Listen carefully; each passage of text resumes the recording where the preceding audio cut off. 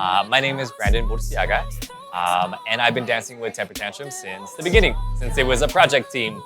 So I guess we're like at year 4 or so now, 5. Shit, I don't know, I'm losing count. What are you excited for Tantrum this year? I'm excited for, which is gonna sound really cheesy, but I'm excited for the synergy.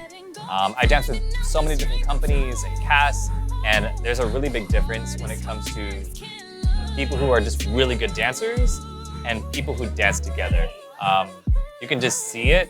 You see the kind of, like I said, the synergy, how it just kind of melts and mixes together. Even though somebody's a completely different style of dancer and extra style dancer, when they dance near each other, it's like, oh, that's the same person.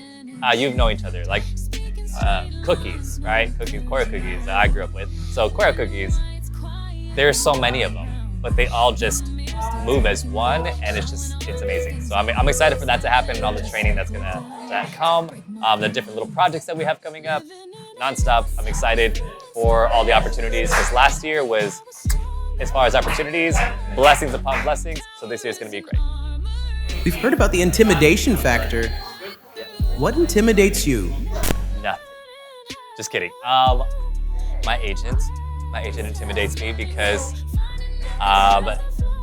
he kind of reminds me of David Rose from Schitt's Creek. Like, he's just a straight shooter, a very kind of like sassy gay guy that's just like, well, I don't really think so, because blah, blah, blah, blah. And I'm just like, he loves me, but I'm scared because I've seen him mad at other people that I'm like, oh God, I don't want to do wrong.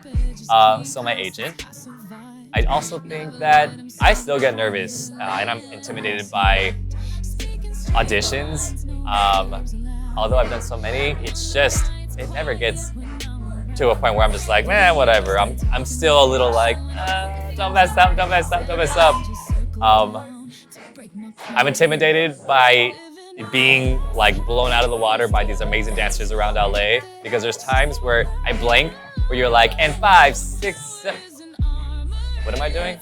What's that choreography? Like, I've done that. I did it last week at rehearsal for Carnival, and it was bad. The whole video, everybody's killing it, and then you see them moving, and you see me going, what am I doing? What am I doing? And of course, I was right in front of the camera. What's the weirdest song you've ever had to choreograph to?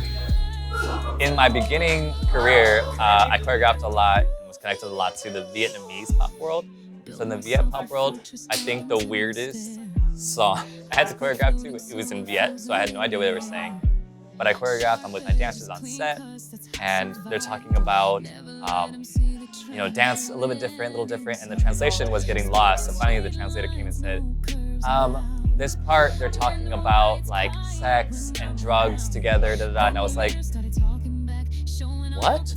I had no clue. So I'm over here like choreographing things that are like super hip hop, and it's like, yeah, hip hop, and it's really like sex, drugs, on the couch. And I was like, what is happening?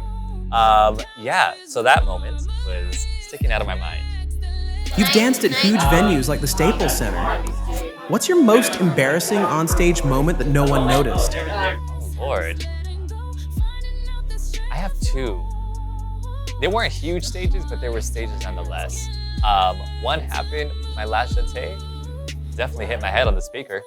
On stage, I was like, hey, and then the speaker was like, and I was like, we're still here. Hopefully nobody saw that. And then my big one was, we had a whole gig. I think Lauren knows this story, but we were in another state and we were doing the Thriller dance. And it's the Thriller dance. It's the most iconic dance. It was the Thriller dance.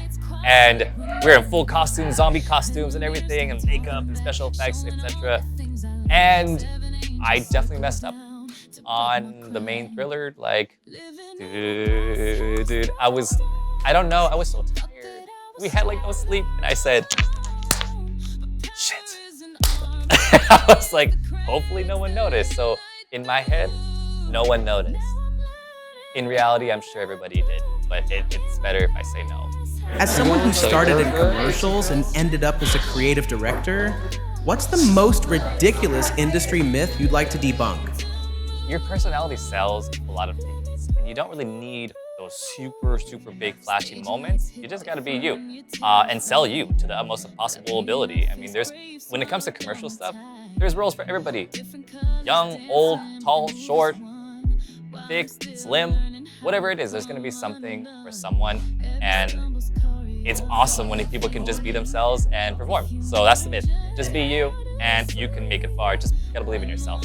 You've been called direct and authentic. What's your funniest too honest moment with the team? Oh, Lord. Well, because when it came to retreat, we had a Brandon intervention that was unplanned. It was supposed to be a bonding moment. The question was, what would bring you closer to the company? And we passed the microphone around and everybody was like, oh, I need more this, oh, I need more that. And I was like, cool, yeah. Microphone got back to me and I was like, I'm really glad everybody opened up. And apparently my past came to haunt me because they were like, well, I just want to say something, Brandon. I was like, yeah, go ahead. They're like, honestly, you've been a little too honest with me, and you're saying that you were super open and warm and welcoming, and I would have never got that from you if you did not say all of this. I was like, oh, well, that's unfortunate. I'm sorry that you felt that way. Thank you for opening up. Someone else, yeah, me too. I feel the same way. Someone else, yeah, honestly, you did this and did this to me, and I was like, oh. And then 6 or 7 people later, it became Brandon intervention. And everybody was just like, you made me cry. I fear coming to rehearsal because of you every time you walk by. And I have my iconic like off timing. So I'll just look at you and go.